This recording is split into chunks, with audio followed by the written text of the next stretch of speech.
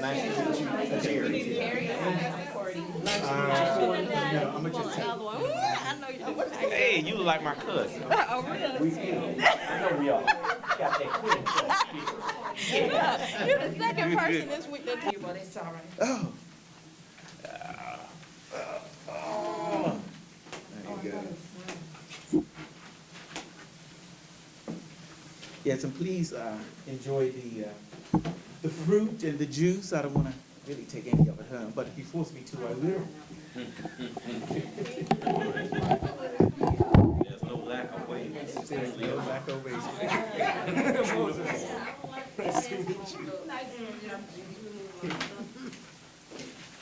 I'm sorry, but that's straight ahead. Oh.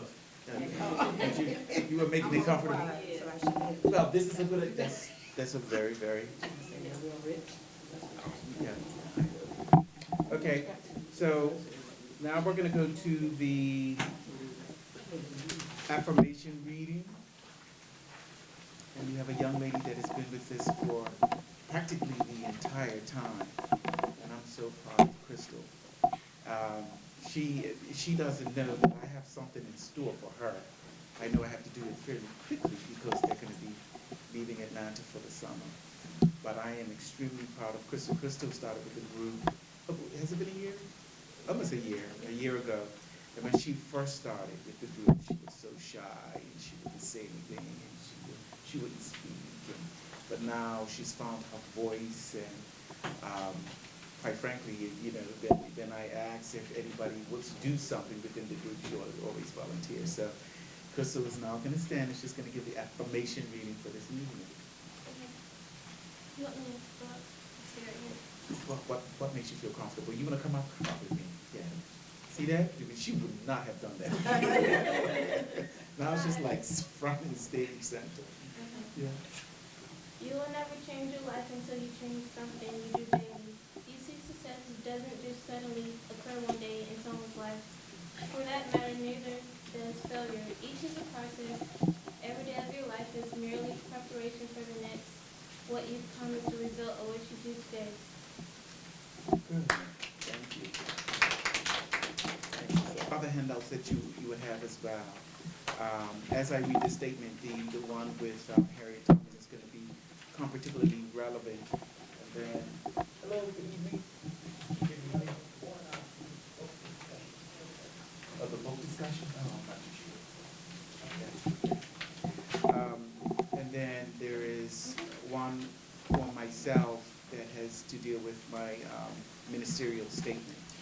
I think it's important that as we move forward with the group and as I've evolved and as the group evolves, that we're very clear as to what the personality of the group is and what we're trying to do, but more importantly, who I am and what I'm trying to do as well. So, Araminta, the name of a legacy. The name represents strength, fortitude, and character. It symbolizes the commitment to personal empowerment and honoring the soul of humanity.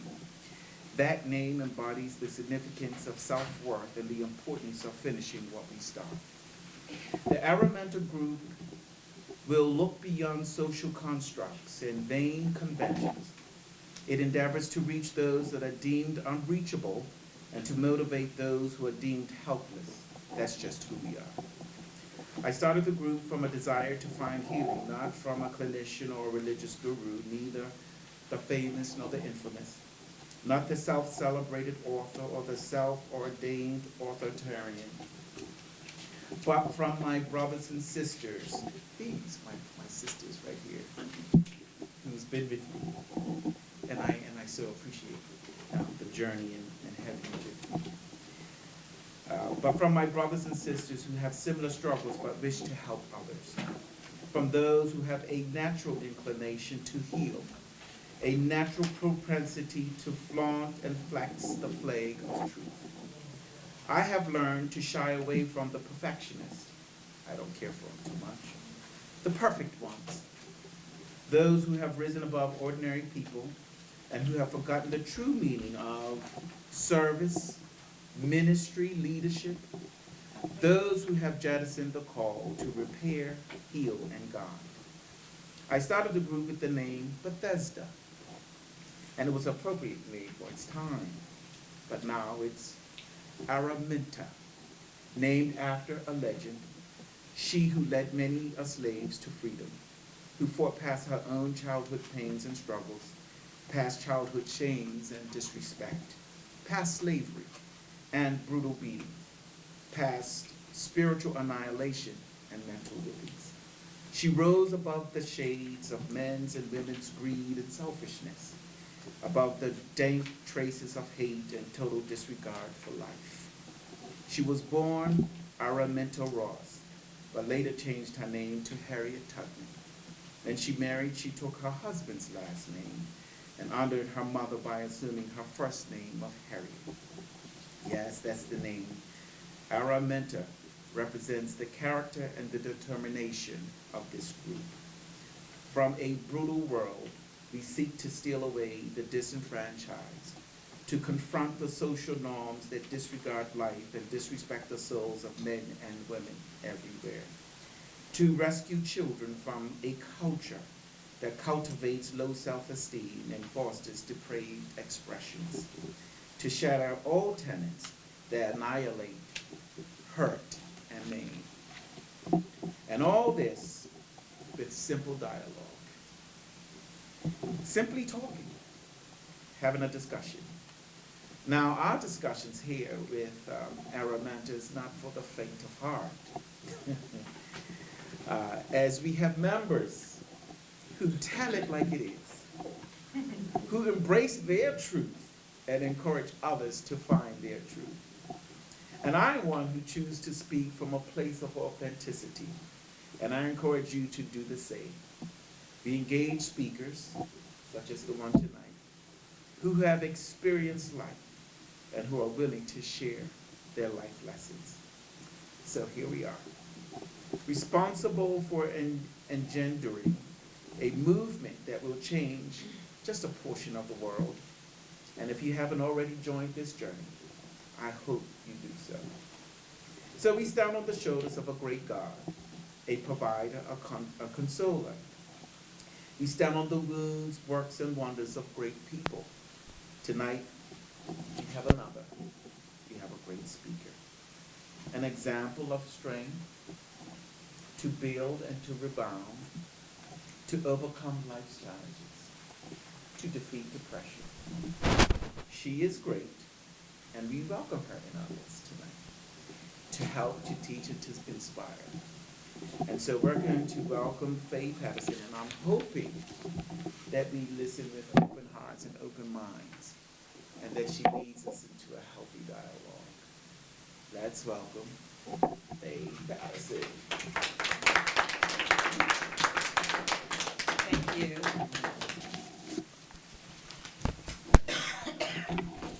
Thank you, Glenn, for the invitation to speak to these wonderful people who are part of an organization who desires to empower and improve not only the quality of their life, but to enhance and encourage those they come in contact with. I speak to you tonight as a humble servant. When I met Glenn through Gene Hudley, who I consider a dynamite person, a leader, a man of compassion, I started to tell him my story, my pain, my hardship, my depression, and how, thank God, I came back to where he wanted me. I made a conscious decision to step back into that deserved winner's circle. So I'm going to speak briefly to you about, and the winner is you. Yes. Me. As a young married mother of 3, like many of you, sometimes the times were tough. I was working for a social service agency, and quite frankly, I was about as poor as the people I was helping. But I had this vision to start my own business. At the young age of 20, I was determined that I was going to make it happen. I wanted to open my own preschool, just a little place where I could make a difference. When we were children living in Orange County, I'm from California, we lived on one side of town. But as my parents started to thrive and financially, we moved to the other side of town. Well, the so-called better side of town was way different than what we had, where we had lived before. And what struck me the most was a difference in education. Now, on this side of town, we were straight A's, and we had English at recess, and math at recess, and then recess at recess, and then recess, and then maybe something else. But at the same grade on this side of town, we were learning algebra and different other things. Education wasn't equal to me. And I said, why is that? And so did my parents. So they wanted to even demote us to a lower grade. My parents said, no, no, no. Education is not equal, but we're going to get this, and they're going to get it, and we got it. And we got it. It was then when I said to my young self, one day I'm going to open a school, and I'm going to take these children who are different, supposedly, socially, economically, and I'm going to make a difference. So educating children in their early years became, and still is, my passion. So at the tender age of 20, I got started. I wanted to make a difference. I started my quest to open my own school. I knocked on every door. Everywhere I went, doors slammed. Everywhere. Hi, my name is Faye, and I want to open a school. Hi, my name is Faye, I want to open a school. So one day, I knocked on the door, and a lady named Frances Raines opened the door. And she said, hi, my name is Faye, I want to open a school. And she said, oh, what you got, how much you got? Well, I got $1,000. She said, okay, what are we going to do with that? That's nothing. I said, well, if you just give me a chance, I can make this work. Just give me the opportunity. And she did. So with my strong faith in God and my constant prayers, it paid off. I started my one school, and it grew quickly. And after the 1 year, I opened a second school. This continued as I moved to Georgia. I still kept a school in California and one in Georgia. And although divorced now with 3 little kids, I forged ahead. I opened my first school in Clarkston, and it grew to leaps and bounds. I was able to buy my first home, and eventually bought the home of my dreams in Stone Mountain. We outgrew Clarkston pretty quick, and I soon expanded to 5th grade. Remember, I was just a preschool, and we had to move to a larger location. I eventually rented a Michael's craft store that was empty and converted the entire place, 17,000 square feet. And we turned it into a big school. In 2 years, we had over 250 students. Again, here we go. Thank God. We outgrew that facility. I said, oh, look at God. It was then that I decided to buy a building. I found the ideal place in Gwinnett County. Bought it for $2.5 million. Somebody that started out with $1,000.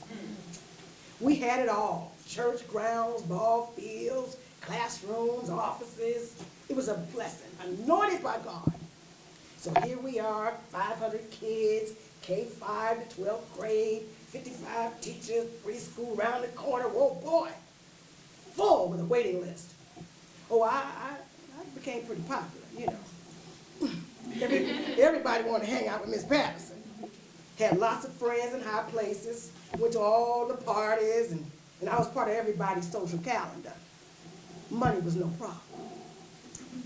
What I didn't know was my head was so big, I could barely get it through the door.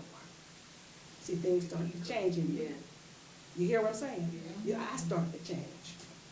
But going in the dark, in the corner, was a flicker that would eventually become a flame. Out of control. Me. By 2006, I started to see the economy change. But, you know, I knew it couldn't affect me. not me, you know. I'm Faye Paterson. I've got it going on. This is not going to happen to me. By 2006, though, we started losing kids because parents were losing their jobs. You know how that economy hit us. It was between 5 and 6. So we started losing students. By 2007, 500 dropped down to 175. I began to worry a little bit. I was a little concerned. Maybe I should cut back, but no, I still believed, things were gonna change, things were gonna get better. This was not gonna happen to me. I said, okay, God got me, it's gonna be okay. He never let me fail. Okay, now, it's the beginning of 2008. The floor is falling in. I'm down to 75 students with a $23,000 mortgage. Can't pay the mortgage or anybody. Struggling to pay my staff. I'm crying. Where's God? God, where you at? Where you at? I need you. Where you at? Surely he wouldn't let this happen to me. I need you to help me. Help me. Now it's May 2008. Remember, this is just the beginning. Now it's May 2008. Guess what? We're in foreclosure. Lost the big school. Lost the little school. And eventually I was going to lose my home. What about my kids? By this time I have 5 children. What about my lifestyle? I was the one at the parties. I was the big time lady. What happened? And you know them friends? You know what happened to them, right? Yeah. They were gone. They disappeared. No one was around. What happened to my success? Now look, I'm back on my knees, wondering what am I gonna do? And that's when I heard the answer, and I didn't get it then. And he said, go back to where you came from. I said, what are you talking about, God? What are you talking about? Go back to where I came from. But by September 2008, I want you to listen to this chronological order. September 2008, on the 3rd, it foreclosed the big school. October 2008, on the 3rd, I lost the preschool. I thought I was going to do a little safeguard thing and I would open up another one real quick, a 3rd school. September, October, November, on the 24th. Do you remember in Stone Mountain where there was an arsonist that was putting places on fire? I don't know if you guys remember that. You remember that? Well, the last place he burnt down was mine. The 3rd school. Look at that. 1, 2, 3. When I tell you he burned it down, I'm not just telling you he burned it down, I can go back and get some stuff. He burned it down to the ground. When I ran, I was running. Channel 2 was there, Channel 5, Channel 11. They caught me falling on the ground. The police grabbed me and said, sister, it's gone. I mean, gone. I'm not talking about a little gone. Every desk, chair, pencil. I had just got tuition. The money burned up.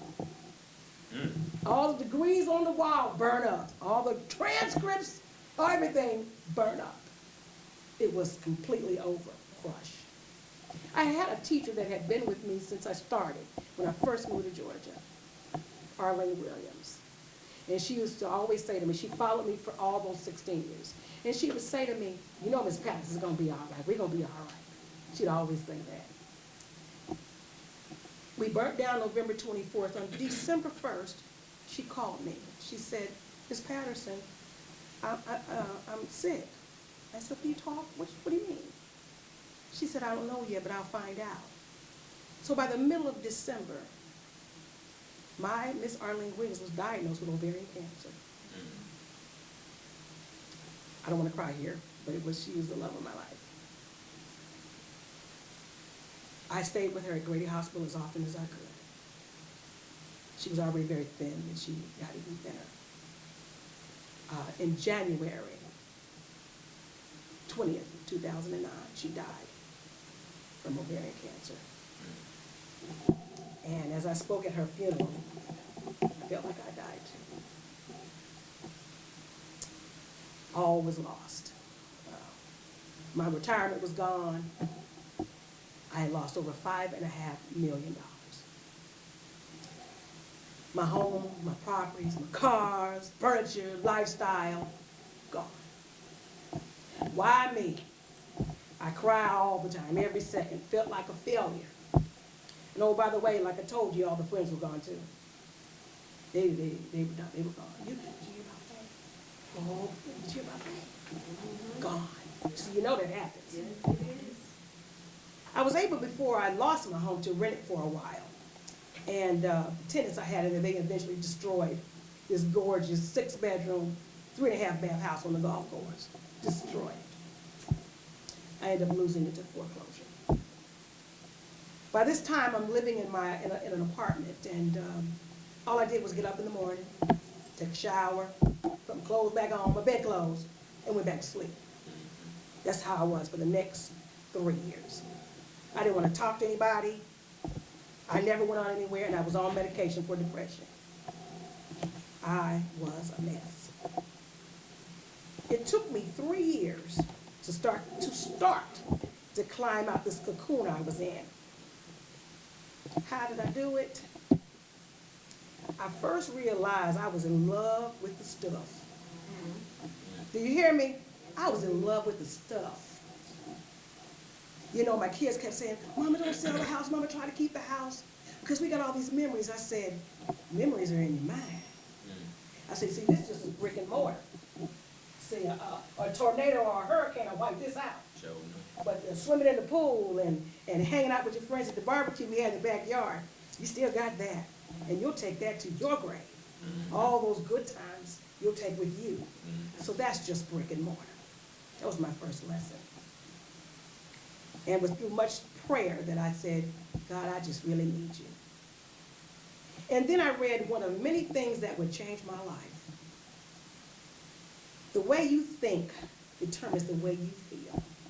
And the way you feel influences the way you act. That was some good stuff. I started to share my testimony like I'm doing today. And I found that by telling my story, I gained strength while strengthening others. That's true. I was in a grocery store